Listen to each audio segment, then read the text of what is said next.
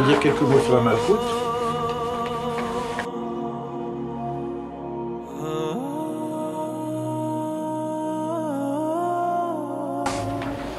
Ça s'appelle aussi la Shekhina, la présence divine. La Shekhina, la présence féminine de Dieu. On appelle, souvent il y a des noms comme ça, la Shekhina, la mère inférieure, la princesse, la mariée, Rachel, le verger des pommiers. Il y a beaucoup de noms comme ça alors qu'on parle de cette réalisation de la Malkout. C'est la royauté aussi. Hein. C'est la réussite de l'union parfaite. Puisque ici, quand on est passé par l'équilibre de la balance au niveau des hanches et puis le yesod, on arrive à l'union parfaite et donc à l'engendrement et l'enfantement.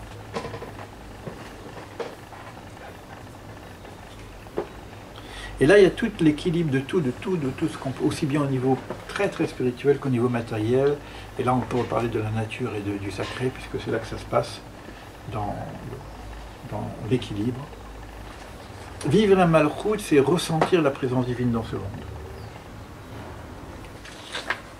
C'est l'équilibre du matériel spirituel réalisé, c'est faire attention à la planète et aussi faire attention au ciel. C'est l'équilibre de la terre et du ciel. C'est la totalité qui converge vers la finalité.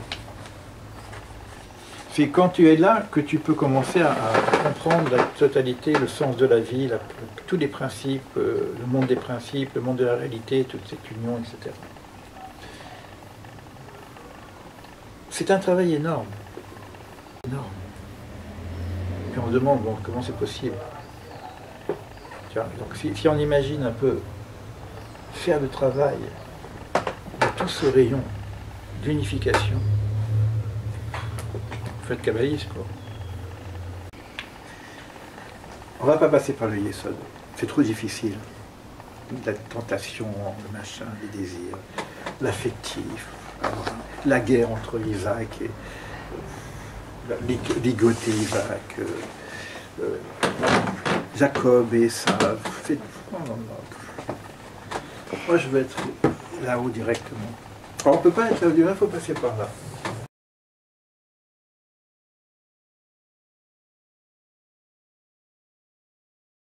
Difficile.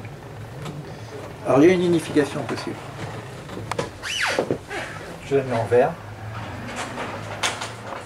Ici. La Bina. La mer d'en bas. Réalimenter directement la mer d'en haut.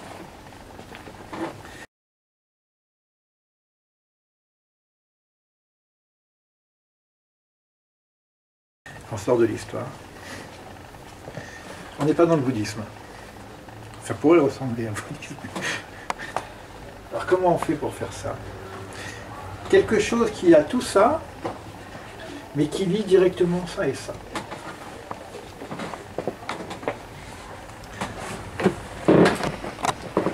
Alors c'est quelque chose que je n'avais pas compris jusqu'à présent, je n'ai pas encore compris comment.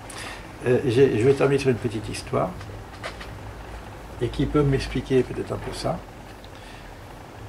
Il y a un homme qui s'intéressait d'une façon très très particulière au monde d'en haut, quoi. Il faisait toutes les études, le monde futur, tout ça. Et cet homme n'était pas très riche. Il était tellement branché sur ces choses-là. Et à un moment, un jour, il rencontre un cadavre. Et que ce cadavre, il avait des suicides, comme ça, tu vois. Il se dit, bon, ça c'est quelqu'un qui devait être un homme de religion, donc on ne veut pas le laisser mourir sur terre. Donc on a des règles de deuil pour permettre à la personne qui meurt de pouvoir monter, parce que sinon elle a un problème. Donc il y a un rituel du deuil, donc il faut lui faire torturer. Donc il faut mettre le linceul, le nettoyer, l'amener au cimetière, il y a tout un truc, faire des prières particulières pour que le mort puisse monter dans le monde supérieur. Donc cet homme dépense tout ce qu'il a pour pouvoir honorer cet homme qu'il ne connaît pas, tu vois. Et du fait, cet homme-là qui est honoré arrive à là-haut. Donc il faut rentrer dans les palais supérieurs, parce qu'il y a le jardin d'Éden et il y a les palais. Donc c'était un grand homme qui pouvait monter dans les palais. Et arrivé dans les palais, on lui dit mais qu'est-ce que tu fais? Il dit bah, je rentre à la maison, quoi. Maintenant j'étudie en bas, je viens voir comment ça se passe là-haut. Non, non, non. Il y a cet homme en bas qui t'a honoré, il faut que tu descendes maintenant, tu vas lui parler pour lui donner quelque chose. Je dis mais qu'est-ce que je vais lui donner? Moi je suis mort. Cet homme il a étudié toute sa vie pour savoir qu'est-ce qui se passe là-haut. Donne-lui quelque chose. J'ai dit, mais il est vivant, moi je suis mort, comment ça se passe? Il dit, c'est pareil, tu le fais monter quand même, tu le fais monter vivant, on va s'arranger. Donc il se transforme en ange, je ne sais pas comment ça se passe au niveau des relations entre le bas et le haut. Et finalement, il revient pour remercier donc, cet homme et dit, je vais te montrer ce que tu étudies depuis, mais je vais te le montrer avant que tu meurs, parce que tu vois. Donc, et là-haut, on lui montre les palais, tu vois.